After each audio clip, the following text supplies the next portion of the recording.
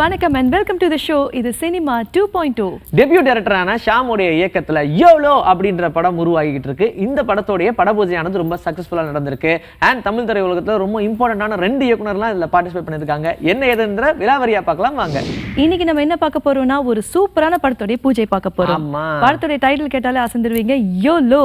யா எப்படி யோலோ அப்படின்ற டைட்டில் கேட்கும்போது ஒரு மாதிரி ஸ்வாகா இருக்கு, யோ மாதிரி இருக்கு. ஆமா. சோ இந்த படத்தை வந்து டைரக்டர் சாம் இயக்கியிருக்காரு. சாம் வேற யாரும் இல்ல, டைரக்டர் பாலா அண்ட் அமீருடைய அசிஸ்டன்ட். ஃபர்ஸ்ட் டைம் டெபியூ பண்ண போறாரு. ஆமா, சோ ஃபர்ஸ்ட் டைம் பண்றதுன்ற தாண்டி அந்த யாருக்குள்ள வர்க் பண்ணோமோ அந்த இயக்குனர்கள்லாம் உள்ள கூட்டிட்டு வரணும்னு நினைக்கிறாரு பாத்தீங்களா, அது ஒரு நல்ல உள்ளம். சோ எனிவேஸ் இந்த படத்தோடைய இந்த பூஜையானது ரீசெண்டா நடந்து ரொம்ப சக்சஸ்ஃபுல்லா போயிருக்கு. ஆனால் அந்த படத்தோடைய ஷூட்டிங் இப்ப ஃபுல் ஃபிளெஜ்டா நடந்துகிட்டு இருக்கு. இன்னைக்கு ஃபுல்லா அதான் நம்ம பார்க்க போறோம்.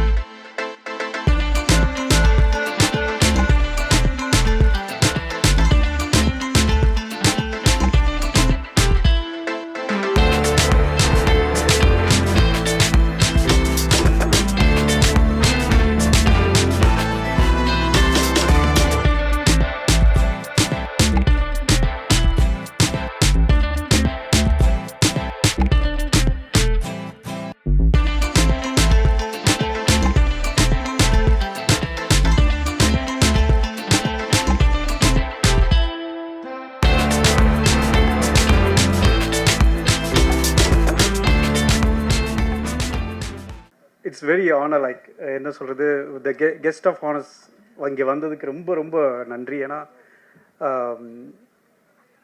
It's important for us to get people in to this field. அதுதான் ரொம்ப முக்கியம் இங்கே.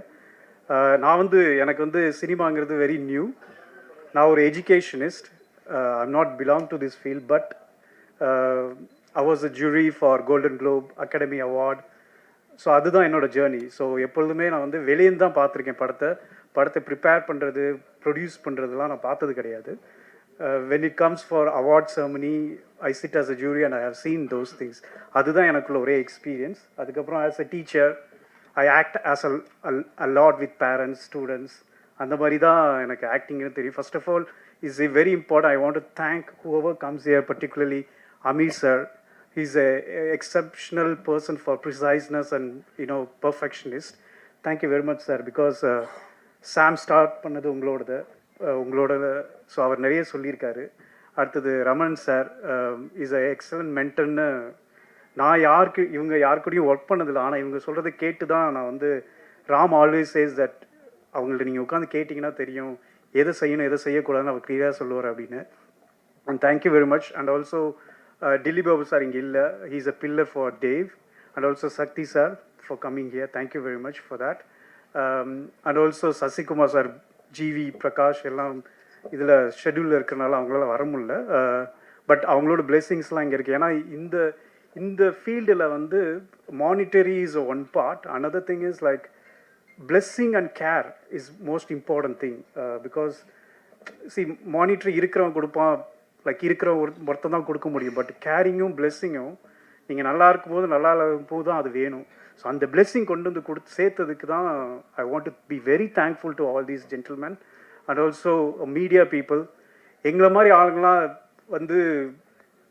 see being a teacher, it is very important for me to give chances to my kids. So நாங்கள் அப்படி தான் எதிர்பார்ப்போம். when we go into the school, when we run a school, இதுதான் எங்களோட வெரி இம்பார்ட்டன்ட். ஏன்னா எங்கள் ஸ்டூடெண்ட்ஸ்க்கு சான்ஸ் கொடுக்கணும். If there is no chance, if there is no opportunity, you can expect the creativity. So that is what I want to make it clear. When this project came to me, இது என்கிட்ட வரும்போது கேட்டேன், படத்தை story கேட்டேன். யங்ஸ்டர்ஸ்க்கு when we are talking about youngsters, ஏன்னா இப்போ எல்லாருமே ஒரு ஹீரோன்னு நீங்கள் பார்த்தீங்கன்னா above 30, above 35, above 40 அப்படி ஹீரோவாக இருக்காங்க. நம்ம எப்போ தான் சான்ஸ் கிடையாது. Very few people taking risk for this youngsters. As a teacher I can take risk because you are all my kids. And also இந்த மாதிரி பெரிய டேலண்ட் பீப்புளேருந்து இவங்க வராங்க, skilful people. So I thought that it is the right time for me to give a chance to other people. And இது வந்து என்னோட part. அடுத்த part என்னன்னா உங்களோட பார்ட், மீடியா பீப்புள். நான் வந்து எவ்வளோ like I won't say this is as a risk because people call this as a risk. I don't see as a risk. It's something we are producing a opportunity for people. அது வந்து நல்லாவும் முடியும், நல்லா முடியாமல் போகலாம். But யாராவது ஒரு ஆள் வரணும் வெளியே, இவங்களுக்குலாம் சான்ஸ் கொடுக்குறது. That is the whole thing. When I don't want to talk about the product. இப்போ ப்ராடக்டை பற்றி நான் பேச விரும்பல. ஏன்னா வந்து அது வந்து ஒன்ஸ் கிரியேட் ஆனோன்னு I want you all to talk the product. So இப்போ வந்து I want to thank everyone. As I said before, guest of honors and also the media people. So I hope that you will take this further. அதுக்கப்புறம் technicians ப்ராசஸ்ன்னு பார்க்கும்போது சாமும் ராமும் வந்து என்கிட்ட பேசும்போது they were very clear with what they want to do. So டெக்னீஷியன்ஸ்லாம் thank you very much for accepting this. And once again நான் ரொம்ப நேரம் எடுக்க விரும்பல. Thank you very much for coming. And YOLOனா என்னன்னா you only live once. So அதுதான் அந்த படம்.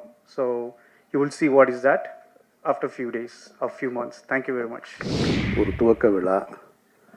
இங்கே வந்திருக்கக்கூடிய பத்திரிகையாளர்களுக்கும் ஊடக நண்பர்களுக்கும் மேடையில் வீட்டிருக்கக்கூடிய திரை ஆளுமைகளுக்கும் இது ஒரு வழக்கமான ஒரு விழா. ஆனால் சாமுக்கும் அவனை சுற்றி இருக்கக்கூடிய புதியவர்களுக்கும் வந்து தங்களுடைய வாழ்க்கையை துவங்குகிற ஒரு நாள். அது ரொம்ப முக்கியமான ஒரு நாள். நிறைய பூஜை பார்த்துருப்போம். எல்லா பூஜையும் ரொம்ப பிரம்மாண்டமாக நடக்கும். ஆனால் அதற்கு பின்னால் அந்த படம் சார்ந்த கிளைகள் என்னன்னு கேட்டால் நம்ம மனசுலேயே நிற்காது.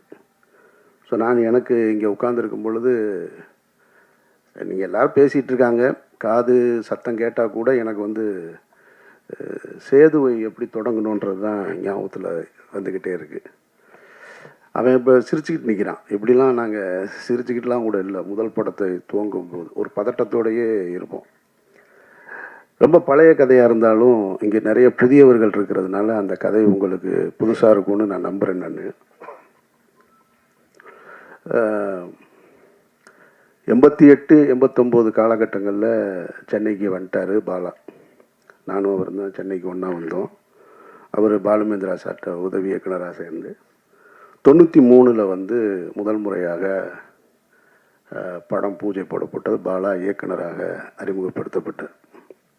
அந்த படத்துக்கு பேர் வந்து அகிலன். தமிழ் சினிமா வரலாற்றிலேயே அல்லது இந்திய சினிமா வரலாற்றிலேன்னு கூட சொல்லலாம், காலையில் பூஜை போட்டு அன்றைய மாலையே படம் ட்ராப் ஆன படம் அந்த படம் தான். அப்படி ஒரு ஹிஸ்ட்ரி அந்த படத்துக்கு இருக்குது. அகிலன்ற டைட்டிலில் காலையில் பூஜை, மாலையே வந்து இந்த படம் ட்ராப் இனிமேல் பண்ண மாட்டாங்க அப்படின்னு சொல்லியாச்சு.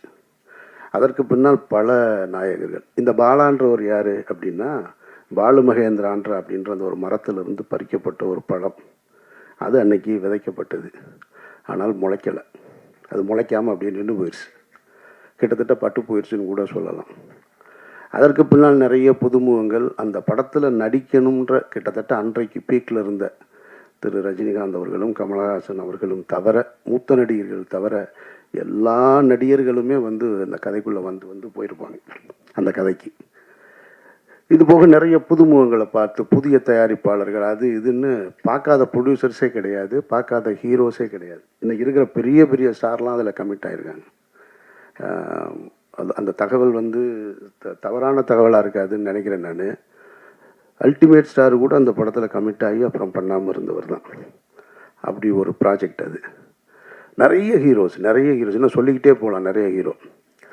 அப்புறம் திரும்ப 97 கந்தசாமின்ற சசிகுமார் இருக்கான் இல்லையா, நம்ம நடிகர், அவருடைய உறவினர் ஒருத்தர் மூலமாக அந்த படம் துவங்கப்பட்டது. கந்தசாமின்ற ஒரு தயாரிப்பாளர் தான் அந்த படத்தை துவங்கினார். அகிலன்ற படத்துக்கு சேதுன்னு பெயர் மாற்றியாச்சு. அன்னைக்கு காலையில் பூஜை, இங்கே தான் பூஜை, பிரசாத் ஸ்டுடியோவில் தான். அதனால தான் அதை நான் நினைவுபடுத்தி இப்போ நான் சொல்கிறேன். நான் காலையில் பூஜை, நாங்கள் பூஜை போட்டோம். படைப்பாளிகள் ஸ்ட்ரைக் ஆரம்பிச்சிட்டாங்க. அப்படியே நின்று போச்சு. விக்ரம்ன்ற ஒரு நாயகனை வந்து உள்ளே கொண்டு வர்றோம். அவர் 12 வருடங்களாக போராடிக்கிட்டு இருக்கார் வெற்றிக்காக. அந்த நாயகன் உள்ளே வர்றாங்க. அபிதான்ற ஒரு பொண்ணு ஹீரோயினாக இன்ட்ரடியூஸ் ஆகிறாங்க. இவ்வளவும் இருந்தும் அந்த படம் ட்ராப் ஆயிடுச்சு. படைப்பாளிகள் பிரச்சனை இல்லை.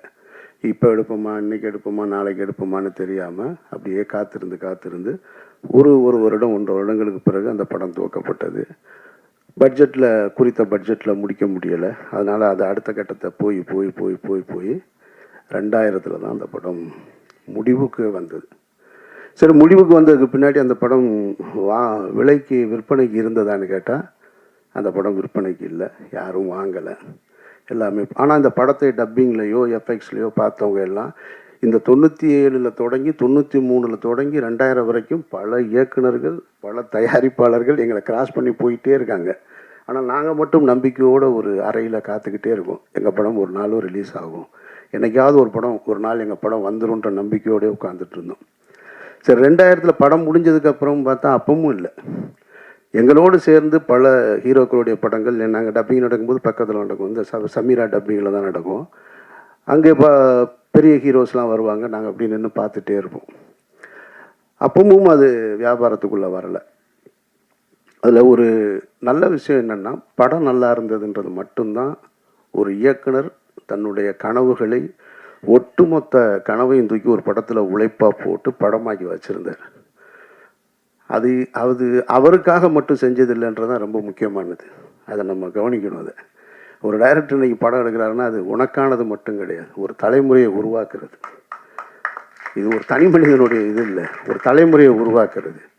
பாலுமகேந்திரான்ற மரத்திலிருந்து அந்த பழத்தை எடுத்து 2வது முறையாக விதைக்கப்பட்டது தான் சேது. பாலுமகேந்திரான்ற மரத்திலிருந்து அந்த பழத்தை எடுத்து 2வது முறையாக விதைக்கப்பட்டது தான் சேது. அது விதைச்சது சாதாரணமாக முளைச்சது. அங்கேருந்து தான் அமீர்னு ஒருத்தன் வந்தேன். அங்கேருந்து தான் சூர்யான்ற ஒரு நடிகர் உருவாக்கப்படுறார். அங்கேருந்து தான் விக்ரம்ன்ற ஒரு மாபெரும் நடிகர் உருவாக்கப்படுறாரு. சூர்யான்ற நடிகர் தான் பல கம்பெனிகளை உருவாக்குறாரு, பல இயக்குனர்களை அறிமுகப்படுத்துகிறாரு. அமீர்ன்ற ஒரு இயக்குனர் வரும் பொழுது சசின்ற ஒரு இன்னொரு இயக்குனர் வரும். சசின்ற ஒரு இயக்குனர் வரும்போது சமுத்திரக்கனி வர்றான், கஞ்சா கருப்பு வர்றான், நமோ நாராயணன் வர்றான், புதிய தயாரிப்பாளர்கள் வர்றாங்க. இப்படி போய்கிட்டே இருக்குது. அப்போது அந்த காலகட்டத்தில் 2000 படத்தை எடுத்து முடிக்கும் பொழுது எங்களுக்கு இருந்த நம்பிக்கை படம் நல்லா இருக்குது, அவ்வளோதான், வேறு எதுவுமே தெரியாது. படம் விற்பனை ஆகலை. அந்த டைமில் இதே பிரசாத் லேபில் நான் அந்த படம் ரிலீஸுக்காக நானும் தயாரிப்பாளர் திரு கஃபார் அவர்களும், அவர் எனக்கு அண்ணன், கஃபார் அண்ணனும் சித்ரா லட்சுமணன் சாரும் அந்த ரிலீஸுக்கான வேலைகளில், ஏன்னா ரொம்ப சிரமம், ரொம்ப கடனில் இருக்குது, இந்த படம் எப்படி ரிலீஸ் ஆகும்ன்ட்டு தெரியாத ஒரு சூழல். அப்போ நின்றுட்டுருக்கும்போது பக்கத்தில் கமல் சார் இருக்கு. ஹேராம் படம் ஒர்க்கு போயிட்டுருக்கு அவருக்கு. நான் சின்ன வயசுலேருந்து கமலஹாசன் அவருடைய மாபெரும் ரசிகன். நான் அவரையெல்லாம் பார்த்துட மாட்டோமா, அவர் கூட நின்ற மாட்டோமா, அவருடைய விரல் நுனியை தொட்டுற மாட்டோமா அப்படின்னு ஏங்கிக்கிட்டு இருந்த ஒரு நபர். அவர் அப்படி நிற்கிறாரு, இவ்வளோ பெரிய தாடி வச்சுட்டு. சித்ரா சாரை பார்த்த உடனே கமல் சார் கூப்பிட்டு பேசினார். என்ன சித்ரா இங்கே இருக்கீங்கன்னாரு. இல்லை, இந்த மாதிரி சேதுன்னு ஒரு படம் அப்படின்னோடனே கமல் சார் சொன்ன வார்த்தை, ஆமாம் கேள்விப்பட்டேன் அப்படின்னாரு. அதுதான் எங்களுடைய முதல் வெற்றி. படம் ரிலீஸ் ஆகலை.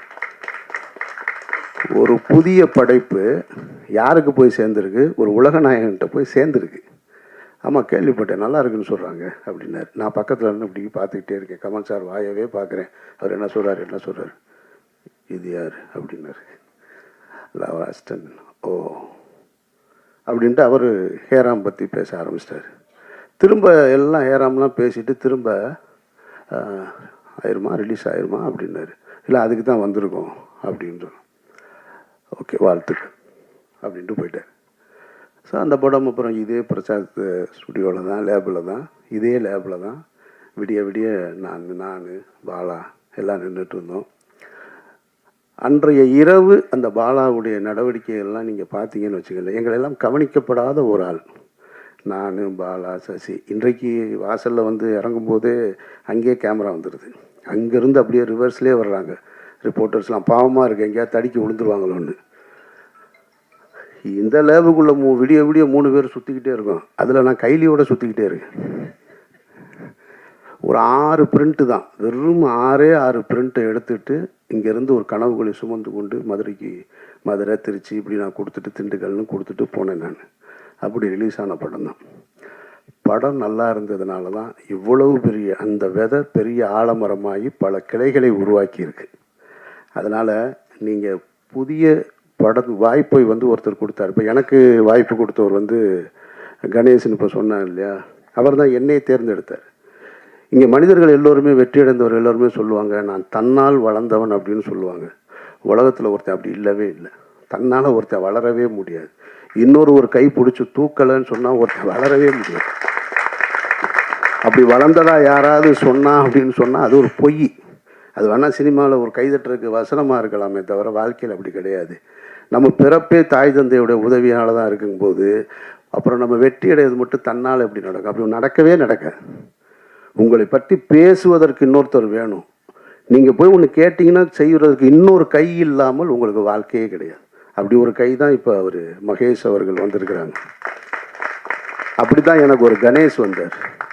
இவனுக்கு யூகேலேருந்து வந்திருக்காரு, எனக்கு யூஎஸ்லேருந்து வந்தார். இன்றைக்கி வெற்றி அடைஞ்சதுக்கப்புறம் சொந்தக்காரங்க வருவாங்க, நண்பர்கள் வருவாங்க, பெரிய பெரிய பணக்காரர்கள்லாம் வருவாங்க. ஆனால் தொடக்க காலகட்டத்தில் துவக்கத்தில் இவன் டைரக்டர் ஆவான், நான் அமீரா மட்டும்தான் இருந்தேன். என்னை இயக்குனர்ன்ற முதல் அந்த வார்த்தையை பயன்படுத்தினது என்னுடைய கணேசார் தான். அவர் இல்லைன்னு சொன்னால் அவர் முதலீடு செய்யலைன்னா நான் இல்லை இங்கே, நான் அதுக்கப்புறம் சொந்த படம் எடுத்துருக்க முடியாது. ஸோ அப்போ அந்த உதவியை மகேஷ் அவர்கள் செய்திருக்கிறார்கள். சாம் செய்ய வேண்டியது அந்த படத்தை நல்ல படமாக எடுத்துக்கணும். அவர் இன்னைக்கு விதைக்கப்பட்டுருச்சு, இனி நீ இதை முளைச்சி எடுத்துகிட்டு வர வேண்டிய முழு உழைப்பும் உன்னிடத்தில் இருக்குது. இங்கே நிகழ்ச்சி சிறப்பாக நடத்தி கொண்டிருந்த படவா கோபி, ஜீவா போன்றவர்கள்லாம் எனக்கு ரொம்ப பரிச்சயமானவர்கள், ஆனால் பழக்கம் இல்லை. ஆனால் பரிச்சயத்திலே ஒருத்தருக்கு ஒருத்தர் அன்பை பகிர்ந்து கொள்ளக்கூடிய அந்த ஒரு உறவு தான் அண்ணன்னு பார்த்தவொடனே கட்டி பிடிக்கிறது மாதிரியானது. எனக்கு அவர் இந்த நிகழ்ச்சியை ரொம்ப சிறப்பாக நடத்தினார். ஆனால் ஒரு வருத்தம் என்ன, 2 வருத்தம் இருக்குது. ஒன்று இவங்கிட்ட, இன்னொன்று அவர்கிட்ட. இங்கே அறிமுகப்படுத்தும் பொழுது ஒவ்வொருத்தராக எந்திரிச்சு நீங்கள் கை தூக்குங்க, கை தட்டுங்க. இந்த அறிமுகம் தேவையில்லை. நீங்கள் உழைங்க, நீங்கள் கடுமையான உழைப்பை போடுங்க, உங்களோட திறமையை கொண்டு வாங்க. உங்கள் பேர் சொன்னவுடனே அவங்க கை தட்டுவாங்க, அவங்க கை தட்டுவாங்க. நம்ம போய் ஒருத்தரை காமிச்சு உங்களுக்கு கைதட்டி, எனக்கு பிடிக்காத செயல் மேடையில் ஒருத்தரை அழைக்கும் போது நீங்கள் கைதட்டுங்கன்னு சொல்கிறது அது தேவையே இல்லை. நீங்கள் உழைங்க, உங்களுடைய திறமை கைதட்டல் வந்துக்கிட்டே இருக்கும். ஆட்டோகிராஃப்னு ஒரு திரைப்படத்தை எடுத்துகிட்டு சேரன்ற ஒரு இயக்குனர் லயலா காலேஜில் ஒரு ஃபங்க்ஷன், தண்ணீர் தேசம்னு ஒரு படத்துக்கான துவக்க விழா பப்ளிக் ஃபண்டில் வந்து அந்த படத்தை எடுக்கிறதுக்காக ஒரு ஓப்பன் கிரவுண்டில் ஒரு ஸ்டேஜ் போட்டிருந்தாங்க. அப்போ ஆட்டோகிராஃப் ரிலீஸ் ஆகிருக்கு. நாங்கள்லாம் உட்காந்துருக்கோம். சேரன்ற இயக்குனர் கார்லேருந்து இறங்கி இப்படி உள்ளே வர்றாரு. கிட்டத்தட்ட ஒரு 2000 பேர் அமர்ந்திருந்த ஒரு அரங்கம், அது ஓப்பன் ஸ்டேடியம். 2000 பேரும் அவர் காரிலிருந்து இறங்கி மேடைக்கு வருவது வரைக்கும் கைதட்டலை துவங்கியவர்கள் நிறுத்தவே இல்லை. சேரனுக்கு கிடைத்த மிகப்பெரிய அங்கீகாரம் அது ஆட்டோகிராஃப்ன்ற படத்துக்கு கிடைத்த ஒரு அங்கீகாரம். அப்போ நம்மளுடைய உழைப்பும் நம்மளுடைய திறமையும் கைதட்டலை பெற்றுத்தரும்ன்றது தான் மறுக்க முடியாத உண்மை. 2வது, எனக்கு இவனை வந்து என்கிட்ட இருந்து சசிகிட்ட சமுத்திரக்கனிகிட்ட போயிட்டான்னு சொல்கிறத விட கனி வந்து எடுத்துக்கிடுவான். அதில் வந்து பெரிய கில்லாடி அவனுக்கு தெரியும் யார் யாரை தூக்கிட்டு போகணும்னு. சசியை தூக்கிட்டு போனான், இவனை தூக்கிட்டு போனான், இந்த நடராஜன் என்னுடைய காஸ்டியூம் அவனை தூக்கிட்டு போயிட்டான். எல்லாரையும் எடுத்துகிட்டு ஓடிடுவான். ஆனால் அது கடைசி நேரத்திலாம் சொல்லுவான், முன்னாலேயும் சொன்னால் நம்ம எதுவும் சொல்லிடுவோன்றதுக்காக. அப்படி ஒரு சரியானவனை எடுத்துக்கிட்டான். எனக்கு என்ன ஒரே ஒரு வருத்தம்னா, டைட்டில் மட்டும்தான் வருத்தம். ஒருவேளை இது பெரிய ஹிட் ஆனாலும் ஆகலாம். ஆனாலும் யோலோ அப்படிங்கும்போது ஒரு முதல் படத்தை இயக்குனரை எப்படி அழைக்கணுன்றது இருக்குல்ல, இவனை எப்படி கூப்பிடுறதுன்னு தெரில. யோலோ சாமுன்னு கூப்பிடணும் போல இருக்கு. அதனால் அதுக்குள்ளே இருக்கிற ஆழமான அர்த்தம் இருந்திருந்தாலும் வேறு பேர் பரிசீலனை இருந்திருக்கலாம், சொல்ல முடியாது. ஒருவேளை ஆட்டோகிராஃப் வைக்கும்போதும் இந்த மாதிரி தான் இருந்தது. ஆட்டோகிராஃப் ஏன் வச்சாங்கன்னு சொல்லி. ஆனால் அதுவே பெரிய ஹிட் ஆயிடுச்சு. மற்றபடி இந்த நாள் மற்ற எல்லோருக்கும் ஒரு சம்பிரதாயமான நாளாக இருக்கும். இந்த விழாவும் ஒரு சம்பிரதாயமான விழாவாக இருக்கும். ஆனால் இதில் உழைக்க இன்றைக்கு அந்த விதைக்கப்பட்டவர்களுக்கு ஆத்மார்த்தமாக வந்து நிற்கிற எல்லோருக்குமே வந்து என்னுடைய நன்றியை நான் தெரிவிச்சுக்கிறேன். ஏன்னா இதுலேருந்து எவ்வளோ பேர் வரப்போகிறாங்கன்னு தெரியும். பாலுமகேந்திரா சார் வந்து உங்களுக்கு தெரியும், பாலுமகேந்திராட்ட இருந்து நிறைய கனிகள் எடுத்து விதைக்கப்பட்டது. ஒரு பக்கம் வெற்றிமாறன் டீமு, ஒரு பக்கம் ராம் போன்றவர்கள். பாலாட்டிருந்து வந்தவங்க தான் நாங்கள் எல்லாருமே. ஆனால் ஒரு கட்டத்தில் நின்றுச்சு. இப்போ எனக்கு பின்னால் சசி, சமுத்திரகனி, அப்புறம் துரைவாணன் ஒரு இயக்குனர் எனக்கிட்ட இருந்து வந்தான்.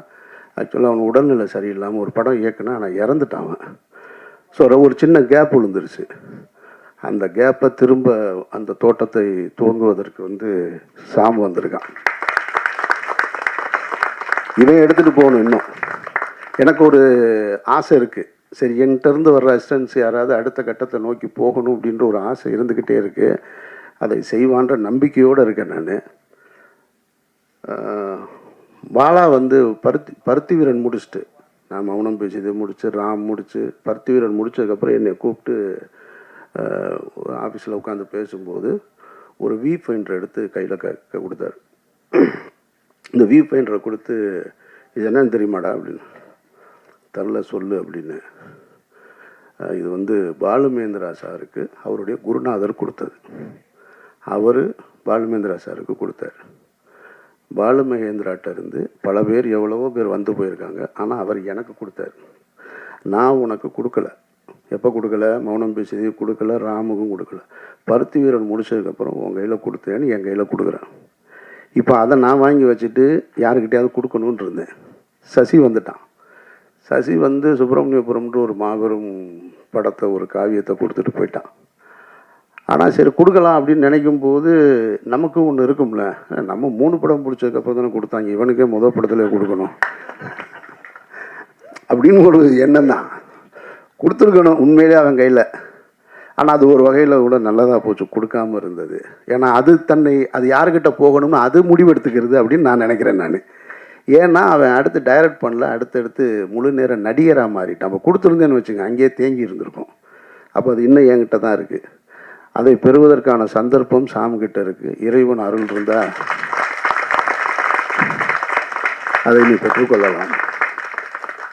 மற்றபடி இந்த ஒட்டுமொத்த குழுவிற்கும் என்னுடைய நெஞ்சார்ந்த வாழ்த்துக்கள். ரமணா, சிவா, மற்றபடி புதிய கலைஞர்கள் எல்லோருக்கும் என்னுடைய நெஞ்சார்ந்த வாழ்த்துக்கள். இறைவன் அருளால் இந்த படம் மிகப்பெரிய படமாக வரணும் அப்படின்னு நான் வாழ்த்துறேன். நன்றி. மேடையில் வந்திருக்கும் அமீர் சார் அவர்கள் ஒரு மிகப்பெரிய லெஜண்ட். நான் சார்கிட்ட வந்தோடனே சொன்னேன், சார் நான் உங்களுடைய மிகப்பெரிய ரசிகன். உங்கள் படைப்புகள்ன்றதை தாண்டி உங்களுடைய எல்லா பேட்டிகள், உங்களுடைய எல்லா பேச்சுகள் எல்லாத்தையுமே நான் கூர்ந்து நீண்ட காலமாக பார்த்துட்டே இருப்பேன். அவரோட இன்டர்வியூ எதுனாலும் நான் பார்ப்பேன், ஃபுல்லாக பார்ப்பேன். அதில் எப்பயுமே ஒரு ஹானஸ்ட் இருந்துகிட்டே இருக்கும். எந்த டாப்பிக்காக இருந்தாலும் அவர் ஸ்டாண்டில் அதை கரெக்டாக சொல்லுவார். அவர் யாரை ஆதரித்தாங்களோ அவங்களே ஒரு தப்பு செஞ்சாலும் அதையும் சுட்டி காட்டக்கூடிய ஒரு நேர்மையான ஒரு மனிதர். அந்த வகையில் எனக்கு அவர் ரொம்ப பிடிக்கும். அண்டு ரமணா சார், அவருக்கு என்ன தெரியாது, நான் வந்து திருமலை படம் ஷூட்டிங் அப்போ மோகன் ஸ்டுடியோவில் செட்டு போட்டிருந்தாங்க சாங்குக்கு. அந்த சாங் ஷூட்டில் சார் டைரக்ஷன் பண்ணும்போது நான் வாய்ப்பு தேடிட்டு இருந்த சமயங்களில் போய் நான் பார்த்துருக்கேன். ஸோ அவரோட இத்தனை ஆண்டுகள் கழித்து இந்த மேடையில் ஷேர் பண்ணிக்கிறது ரொம்ப பெருமையாகவும் மகிழ்ச்சியாகவும் இருக்குது. இந்த படத்துடைய யோலோ நான் மெயினாக வந்தது என்னுடைய இனிய நண்பர் சாம்.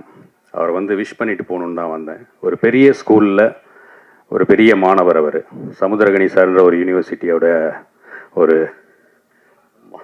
அமீர் சார், சமுத்திரகனி சார் எல்லாம் அவங்க எல்லாமே ஒன்று தான். அவங்க தனித்தனியாக நீங்கள் எப்படி பிரித்து பார்க்குறீங்கன்னு தெரியல. அந்த யூனிவர்சிட்டியில் அவர் ஒரு ப்ரொஃபஸர்னால் இவங்க வேறு ஒரு இது. ஸோ அந்த ஒரு பெரிய படங்கள் ஒர்க் பண்ண ஒரு அனுபவம் அவரை வந்து இந்த படத்தில் எப்படி பிளானிங் பண்ணணும், எப்படி வந்து அதை கதைக்களத்தில் எந்த அளவுக்கு ஒரு முக்கியத்துவம் இருக்கணும், வணிக ரீதியாக அதை எப்படி எடுத்துகிட்டு போகணும், எப்படி வந்து ஒரு குயிக் டைமில் அதை பண்ணணுன்ற எக்ஸ்பீரியன்ஸ் எல்லாமே கண்டிப்பாக சாமுக்கு இருக்குன்ற நம்பிக்கை எனக்கு இருக்குது. என்னுடைய நீண்ட வருட நண்பர் அவர். இப்போது இந்த படத்தின் மூலயமா லான்ச் ஆகிறது எனக்கு ரொம்ப ரொம்ப சந்தோஷம். அதனால் நானே ஃபோன் பண்ணி நான் கண்டிப்பாக வரேன். எங்களுடைய மூதாதையரே அவர் தான். மிமிக்ரிலாம் நாங்கள் யாரெல்லாம் பார்த்து இன்ஸ்பயர் ஆகி கற்றுட்டோம்னா, எப்பயுமே மிமிக்ரி பொறுத்த வரைக்கும் ஆக்டரை நேராக பார்த்தா கற்றுக்க முடியாது. இன்னொருத்தவங்க பண்ணுறதை பார்க்கும்போது நமக்கு வந்து அது ஈஸியாக வரும். இவங்க பண்ணுறாங்கல்ல, அப்போ எப்படி பண்ணுறாங்க அந்த நுணுக்கங்கள் அப்படின்னு சொல்லி. அது மாதிரி எனக்கெல்லாம் நான்லாம் மிமிக்ரி கற்றுக்கிட்ட டைமில் எனக்கெல்லாம் இன்ஸ்பயராக இருந்தது என்னுடைய கோபி அண்ணன், சின்னி ஜெயந்த் அண்ணன், மயில்சாமி அண்ணன், இவங்கெல்லாம் தான். நான் ஒரு கான்ஃபிடென்ஷியலான விஷயம், மனோபாலா சாருக்கு நான் ஒரு 5-6 பெரிய படங்களுக்கு நான் வாய்ஸ் கொடுத்துருந்தேன். அது ஏன் நான் இது வரைக்கும் அஃபிஷியலாக சொல்லாமல் வச்சுருந்தேன்னா, படம் பார்க்கும்போது அந்த கேரக்டராக வேற ஒருத்தரோட பேசியிருக்காங்கன்ற அந்த கனெக்ட் வர வேணாம், படமாகவே அது இருக்கட்டும், அதெல்லாம் ரிலீஸ் ஆகட்டும், அதுக்கப்புறம் ஒரு சந்தர்ப்பம் வரும்போது சொல்லிக்கலாம்னு நினச்சேன். ஸோ அண்ணன் ரிவீல் பண்ணிட்டாங்க. பட் தேங்க்ஸ்ண்ணே. ஏன்னா அவரும் நம்மளுடைய ரொம்ப ஃபேவரட்டான ஒரு இயக்குனர் மனோபாலா சார். என் மேலே ரொம்ப பிரியமாக இருப்பார். நான் நிறைய வாய்ஸஸ் பேசியிருக்கேன். பட் அவரோடது வந்து நம்ம கூடவே நிறைய பழகுனதுனால எனக்கு அவருடைய அந்த ஒரு இது வந்தது. ஸோ அவரோட பிளெஸிங்ஸ் இருக்குது அப்படின்னு நான் நம்புகிறேன். ஸோ ரொம்ப நன்றி. அண்டு நான் பேசணும்னு நினச்சா அது கண்டென்ட் விட்டு நிறைய போயிட்டே இருக்கும். ஸோ அதனால் இந்த படத்தை பற்றி, இந்த படத்தில் பணியாற்ற இருக்கக்கூடிய கதாநாயகன் கதாநாயகி அவங்க வந்து இன்னும் இது ஒரு பெரிய சக்ஸஸ்ஃபுல் படமாக வந்து இண்டஸ்ட்ரிக்கு அவங்கள வந்து ஒரு வார்ம் வெல்கம். அண்ட் தயாரிப்பாளர் அவர்கள் ஸோ எல்லாமே சொன்னாங்க. ரிஸ்க்கு படம் பண்ணுறது, அதில் இருக்கிற பிரச்சனைகள் எதில் ரிஸ்க் இல்லை, நடந்து போனாலே ரிஸ்க் இருக்குது, தூங்கி எழுந்தாலே ரிஸ்க் இருக்குது. ரிஸ்க் இல்லைன்னா வாழ்க்கையே இல்லை, வாழ்க்கையே ரிஸ்க் தான். அதை நம்ம எப்படி பிரிஸ்காக ஹேண்டில் பண்ணுறோன்றது தான் சக்ஸஸ் இருக்குது. ரிஸ்க் எடுக்கிறதுனால தான் வாழ்க்கையில் வெற்றி அடைய முடியும். ஸோ படம் எடுக்கிறது வந்து கரெக்டான பிளானிங், தெளிவான டைமிங், பொறுமையாக நிதானமாக இருந்தால் கண்டிப்பாக அது வந்து வெற்றி அடையும். ஸோ அதனால் இந்த படம் மிகப்பெரிய ஒரு வெற்றி அடைய வேண்டும் என்று நான் இறைவனை வேண்டி வந்திருக்கும் அனைவருக்கும் என்னுடைய பணிவன்பான நன்றியை தெரிவிக்கிறேன். எனக்கு இது 3வது படம் தமிழில். 2 நடித்து முடிச்சிருக்கேன். 8 ரிலீஸ். நிறைய படங்களுக்கு அங்கேருந்து வேலை செஞ்சுருக்கேன். ஃபஸ்ட் டைம் ப்ரெஸ்ஸை பார்த்து பேசும்போது கொஞ்சம் நடுக்கமாக இருக்குது. இந்த படத்துக்கு முதல்ல தேங்க்ஸ் சொல்ல வேண்டியது டைரக்டர் சார், சாம் சார். ஏன்னா நான் அவரை போய் ஆஃபீஸில் மீட் பண்ணும்போது ரொம்ப நேரம் ஒத்து பார்த்துட்டே இருந்தார். ஸோ அதுக்கப்புறமா தான் வந்துட்டு இதுதான் கதை அப்படின்னு ஒரு லைனாக தான் சொன்னார். திருப்பியும் சந்திக்கலாம் அப்படின்னு திருப்பி சொல்லி அனுப்பிச்சிட்டாரு. ஸோ 2-3 நாள் கழித்து திருப்பியும் கால் பண்ணி வர முடியுமான்னு கேட்டு, நீங்கள் கரெக்டாக இருப்பீங்க இந்த கதைக்கு, நான் ஃபுல் நரேஷன் கொடுக்குறேன்னு சொல்லி கதை சொன்னார். கதை ரொம்ப அமேசிங்காக இருந்துச்சு. நான் கண்டிப்பாக பண்ணுறேன் சார் அப்படின்னு சொல்லிட்டு வந்துட்டேன். அவர் இருந்தாலும் ப்ரொடியூசர்கிட்ட ஒரு தடவை கேட்டுட்டு அதுக்கப்புறம் கன்ஃபார்ம் பண்ணிக்கலாம் அப்படின்னு சொன்னார்.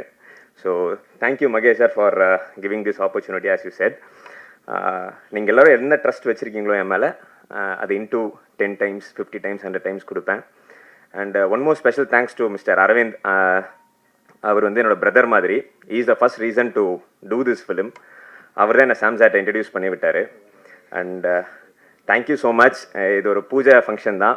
மீண்டும் உங்கள் எல்லாரையும் ப்ரெஸ் மீட், ஆடியோ லான்ச், படத்தோட சக்ஸஸ் மீட்டில் சந்திக்கணும்னு ஆசைப்பட்றேன். அப்போ இன்னும் நிறைய படத்தை பற்றி ஷேர் பண்ணணும்னு நினைக்கிறேன். So thank you so much. Thank you so much. Actually நான் கொஞ்சம் நர்வஸாக இருக்குது. எனக்கு என்ன பேச தெரியல. This is my 4th Tamil movie. First one வந்து இமோஜின்னு ஒரு web series and 2 is yet to release. So I'm so happy to work with this team. Sam sir and Ram sir வந்து கொச்சிக்கு வந்துருச்சு. So to narrate the story. And அப்போவே story எனக்கு ரொம்ப பிடிச்சிருக்கு. So everyone and this crew is trusting me a lot. So அந்த trust எனக்கு கண்டிப்பாக திரும்பி கொடுக்கணும். So thank you everyone. Thank you you people for coming this. Thank you so much. இது ரொம்ப முக்கியமான மூமெண்ட் லைஃப்பில்.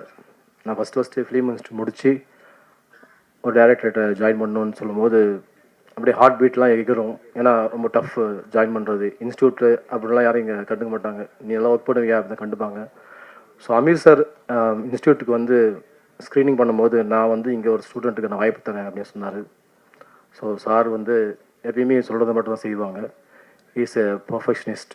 காம்ப்ரமைஸே வந்து லைஃப்லேயும் கிடையாது, ஃபிலிம் மேக்கிங்லேயும் கிடையாது.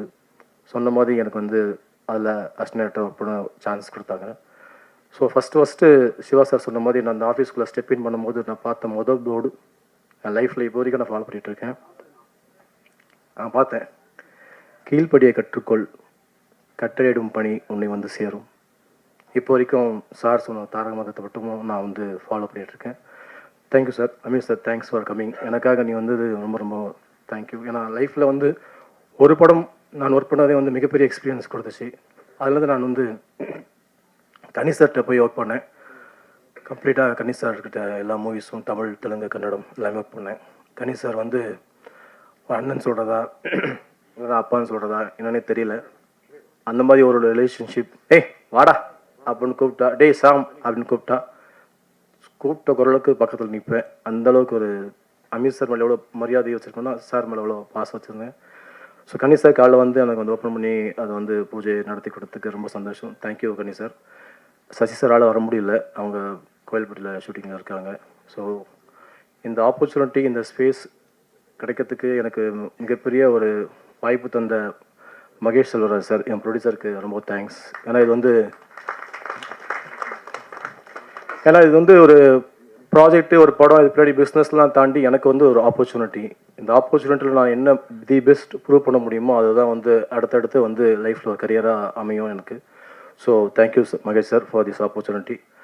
ரமணா சார் மிகப்பெரிய மென்டார். எப்போ போனாலும் பாசிட்டிவாக மட்டுமே வந்து பேசுவாங்க, பாசிட்டிவாக மட்டும் திங்க் பண்ணணும்னு சொல்லுவாங்க. So thanks for coming sir. Sakthivelan sir, எங்களுக்கு பிஸ்னஸ் தெரியாது. ஸோ நீங்களுக்கு வந்து ஒரு சின்ன டிப்ஸ் கொடுத்து ஓடிடியில் எப்படி இருக்குது எல்லாமே வந்து டிப்ஸ் கொடுத்தீங்க. எல்லாருக்கையும் நாங்கள் வந்து எவ்வளோ சீக்கிரமாக அந்த ப்ராஜெக்டை வந்து முடித்து ப்ராஃபிட்டபுளாக பண்ண முடியுமோ அவ்வளோ சீக்கிரமாக பண்ணுறதுக்கான எல்லா எஃபர்ட்டும் எடுக்கிறோம் சார் நாங்கள். Thanks for your lovely speech sir. Siva சாருக்கு வந்து நான் வந்து ஃபோனில் தான் சொன்னேன், டேய் எப்போடா அப்படின்னு கேட்டார். சார் 10ஆம் தேதி 10 மணிக்கே சொன்னேன், நான் வந்துடுறேன்டா அப்படின்னாரு. இன்னைக்கு காலை ஃபோன் பண்ணார், தம்பி எத்தனை மணிடா அப்படின்னாரு. சார் கண்ணி சார் சீக்கிரம் வரேன்னு சொல்லியிருக்காரு சார், சீக்கிரம் வாங்க சார்னு. அவ்வளோதான் நடந்துச்சு. ஸோ அவர் வந்து எவ்வளோ அஃபெக்ஷன் வைப்பாருன்றது வந்து இட்ஸ் என்ன சொல்கிறது சார், அதுக்கு அளவே கிடையாது. எனக்காக வந்து வந்ததுக்கு ரொம்ப ரொம்ப தேங்க்யூ ஸோ மச் சார். சொல்லி கொடுத்த பார்த்தியா. ஸோ தேவ் ஆக்சஸ் ஃபிலிம் ஃபேக்ட்ரிலேருந்து EPR வந்து இப்போ நம்ம படத்தில் 3rd மூவியாக வந்து வெளி ப்ரொடக்ஷனில் நடிக்கிறாங்க. லீடாக தேவிகா ஃபீமேல் லீடாக பண்ணுறாங்க. என்னுடைய நீண்டகால நண்பர், நாங்கள் இண்டஸ்ட்ரிலாம் வரதுக்கு முன்னாடி ஆரம்ப காலத்தில் அஸ்னேட்டராக சுற்றிட்டு இருக்கும் போதுலேருந்து ஒரு நண்பர் அப்படின்னா ஜீவா. கதை வந்து என்னுடைய 25 வருஷ நண்பர் ராம். அவருடைய ஸ்கிரிப்டு, அவருடைய ஸ்க்ரீன் பிளே. ஆக்சுவலாக இந்த மைக்கு அவர் பிடிச்சிருக்கோம், நான் பிடிச்சிருக்கேன். ஸோ மியூச்சுவலாக வந்து இந்த ப்ராஜெக்டை பண்ணுறோம். டிஓபி டீம் எல்லாமே, மியூசிக் டைரக்டர், க்ரூ, காஸ்ட் எல்லாருமே நாங்கள் வந்து ஒரு ஃப்ரெண்ட்லியாக அப்ரோச் தான் பண்ணுறோம். டைரக்டர் அப்படி இப்படிலாம் எதுவுமே இல்லை. வின் சுச்சுவேஷன் தான். மியூச்சுவலாக நீங்களாம் சேர்ந்து ஜெயிக்கலாம், நம்மளும் சேர்ந்து வின் பண்ணலாம் அப்படி தான் சொல்லி இந்த ப்ராஜெக்டை வந்து நாங்கள் நடத்தி கொண்டு போகிறோம். யூ ஒன்லி லிவ் ஒன்ஸ் அப்படின்ற பாசிட்டிவ் ஆட்டிடியூடோட தான் வந்து இந்த படத்தை அப்ரோச் பண்ணுறோம். இது கண்டிப்பாக வந்து உங்கள் எல்லாருக்குமே ஒரு நல்ல ஒரு ட்ரீட் கொடுக்கும், நல்ல ஒரு என்டர்டெயின்மெண்ட்டாக இருக்கும்னு சொல்லி நாங்கள் பிலீவ் பண்ணுறோம். Thank you media people, thanks for coming. Madam இருக்க எல்லா லெஜெண்ட்ஸ்க்கும் தேங்க்யூ ஸோ மச். இந்த படத்துடைய பூஜை எல்லாம் முடிஞ்சு ப்ரெஸ் மீட்லாம் முடிஞ்சதுக்கு அப்புறமும் அமீர் ஒரு சில விஷயங்களை நமக்காகவே பைட்டா ஷேர் பண்ணியிருக்காரு, அதை பார்க்கலாம். மேடையிலே சொல்லிட்டு தமிழில் வச்சுருந்தா சிறப்பாக இருந்திருக்கும்னு. என்ன காரணம்னு ஒரு தெரியல. ஒருவேளை கதைக்கு ரொம்ப பொருத்தமாக இருந்ததுன்னா தெரியாது நமக்கு. நம்ம சமீபத்தில் லியோ படம் பார்த்துருக்கோம், அதனால் லியோ மாதிரி படங்கள் பார்த்துருக்கோம், அதனால் ஆட்டோகிராஃப் வந்திருக்கு. அந்த அடிப்படையில் இந்த கதை எதை சொல்லுதுன்னு தெரியாது. ஒருவேளை படத்துக்கு பொருத்தமாக இருந்துச்சுன்னா நம்ம ஏற்றுக்கிற வேண்டியது தான். தொடர்ந்து வந்து தமிழ்நாட்டில் வந்து சட்ட ஒழுங்கு வந்து சீர்கட்டு இருக்குது. அது இல்லாமல் பார்த்தீங்கன்னா போதை வஸ்துக்கள் வந்து நிறைய நடமாட ஆரம்பிச்சிச்சு, கள்ளச்சாராயங்கள். ஸோ இது வந்து எப்படி பார்க்குறீங்க? ஏன்னா எல்லாருமே வந்து எல்லாமே வாக்கு செலுத்தி இவங்க வந்து சரியாக செய்வாங்க அப்படின்ற ஒரு மனநிலை இந்த இதில் இப்போ பெரிய தலைவர், ஒரு கட்சியுடைய தலைவரையே வந்து புலிப்பட வச்சு போலீஸ் ஸ்டேஷன் அருகில் இருக்கும் போதே படுகொலை நடந்திருக்கு. ஸோ இதை எப்படி பார்க்குறீங்க? அதுவும் போதை வஸ்துக்கள் இளைஞர் போது அதிகமாக உலாவிட்டு இருக்கு. ரொம்ப சிக்கலான ஒரு கேள்வி தான் இது. போதை வந்து உலகம் முழுவதும் வியாபிச்சிருக்கு, தமிழ்நாட்டில் மட்டும்தான் இருக்குதுன்னு சொல்லுவது வந்து அது ஒரு வகையான அரசியல். உலகம் முழுவதுமே போதை வியாபிச்சிருக்கு. இந்திய அளவில் வந்து வட மாநிலங்களில் குஜராத் போன்ற துறைமுகங்கள்லாம் பெரிய அளவில் வந்து இறக்குமதி ஆகிக்கிட்டே இருக்குது. டன் கணக்கில் இறக்குமதி ஆகிட்டு இருக்குது, கோடிக்கணக்கில் பல ஆயிரம் கோடிகளில் இறக்குமதி ஆகுது. அது யார் அனுப்புகிறா, எங்கே போகுதுன்னு இன்னும் கண்டுபிடிக்கப்படவே இல்லை. அந்த வகையெல்லாம் பார்க்கும் பொழுது தமிழகத்தில் வந்து சட்டம் ஒழுங்கு வந்து ஓரளவுக்கு கட்டுப்படுத்தப்பட்டிருக்கிறதா நம்ம பார்க்குறோம். நடந்து கொண்டு இருக்கக்கூடிய அசம்பாவிதங்கள் தவிர்த்திருக்க வேண்டியது தான், அதில் வந்து மாற்று கருத்தே கிடையாது. கள்ளச்சாராய மரணமாக இருக்கட்டும், பட்டியலினத்தை சேர்ந்த ஒரு தலைவரை வந்து கொன்றதாக இருக்கட்டும், அதெல்லாம் தவிர்க்கப்பட்டிருக்கணும். ஆனாலும் அதனால் வந்து ஒட்டுமொத்தமாக சட்டம் ஒழுங்கு சீர்கட்டுருச்சுன்னு நம்ம சொல்ல முடியாது. அதற்கு உரிய நடவடிக்கைகளை எடுத்துக்கிட்டு இருக்காங்க. எடுக்காமல் இருந்தால் வேணால் நம்ம அது குறித்து விமர்சனம் பண்ணலாம். இப்போ நானும் அது குறித்து தேவையில்லாத ஒரு விமர்சனத்தை ஏற்படுத்துவது என்பது அது ஒரு அரசியலாகத்தான் இருக்கும்னு நான் நினைக்கிறேன். நாயகன் உலக நாயகனுடைய படம் ரிலீஸ் ஆக போகுது, இந்தியன் 2, 3 வாழ்த்துக்கள். ஓகே மக்கள்ஸ், இது என்ன நேரம், நாங்கள் கிளம்ப வேண்டிய நேரம். இதே மாதிரி அடுத்த எபிசோட்ல உங்களை நாங்கள் வந்து சந்திக்கிறோம். Until then, this is bye from Vijay Sriyan. Bye from Jenny. Take care.